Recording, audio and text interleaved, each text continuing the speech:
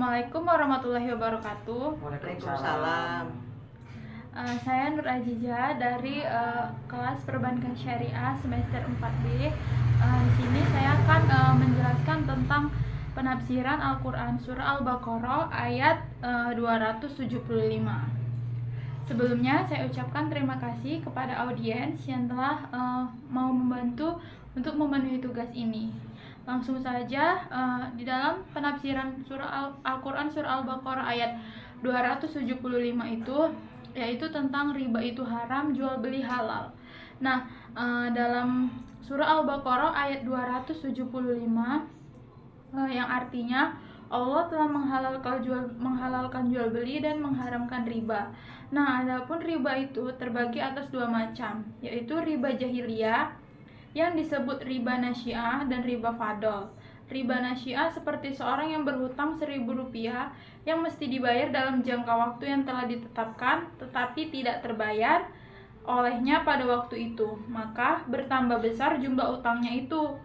Sedangkan riba fadl ini sebagaimana tersebut dalam hadis Ubadah bin Syamit, dia berkata bahwasannya aku telah mendengar Rasulullah SAW melarang menjual emas dengan emas, perak dengan perak, tamar dengan tamar, gandum dengan gandum, syair dengan syair, garam dengan garam, kecuali satu rupa dengan satu rupa dibayar tunai.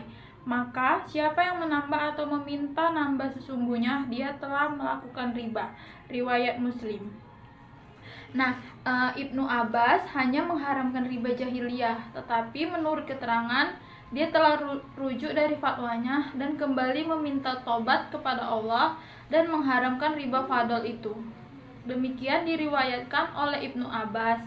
Lebih lanjut, keterangan riba itu diterangkan dengan panjang lebar dalam kitab-kitab fikih. Nah, hal-hal yang berhubungan dengan riba ini juga dijelaskan pada Al-Quran surah Al-Baqarah ayat 279 yang artinya, dan jika kamu bertaubat dari pengambilan riba, maka bagimu pokok hartamu, kamu tidak menganiaya dan tidak pula dianiaya.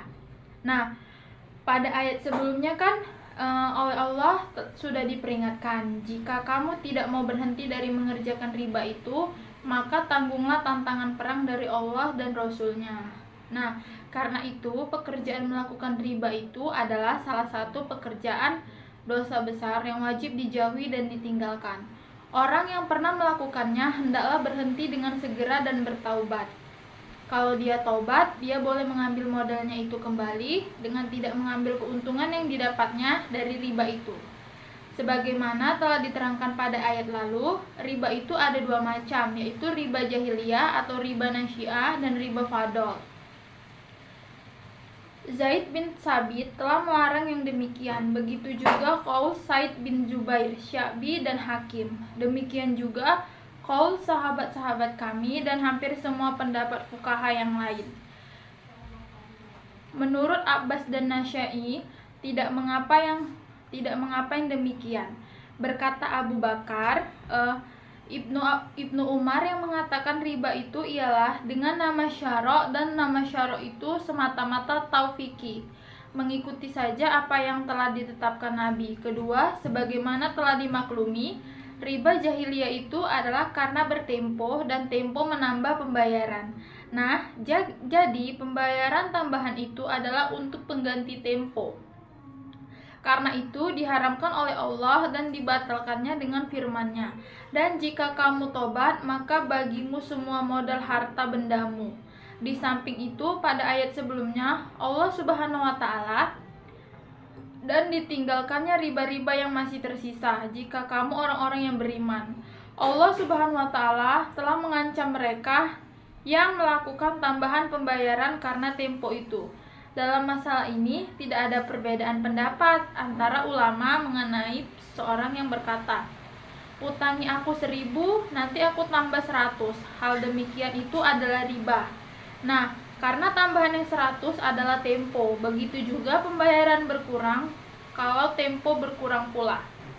Abu Hanifah telah berkata kepada seorang yang menyerahkan sepotong kain kepada tukang jahit dan berkata kepadanya, jika engkau jahit kain ini sekarang, aku beri upah 1 dirham, dan kalau engkau jahit besok pagi, Aku beri upah setengah dirham.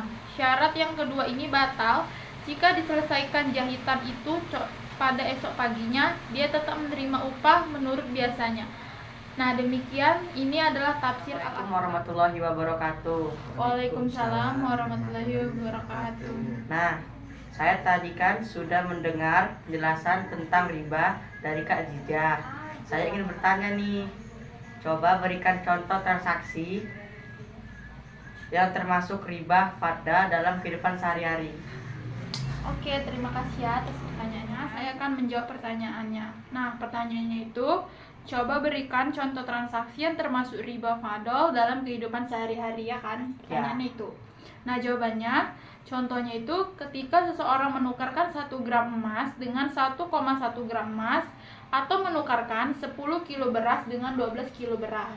Dalam kedua contoh ini terdapat perbedaan jumlah atau kualitas pada barang yang dipertukarkan sehingga tambahan yang diberikan tergolong riba fadl. Bagaimana? Apakah jawabannya bisa dimengerti? Ya, mungkin pemaparan materi dari saya. Apabila ada salah kata, saya mohon maaf. Saya sudahi dengan wabillahi taufiq wal hidayah. Wassalamualaikum warahmatullahi wabarakatuh. Waalaikumsalam.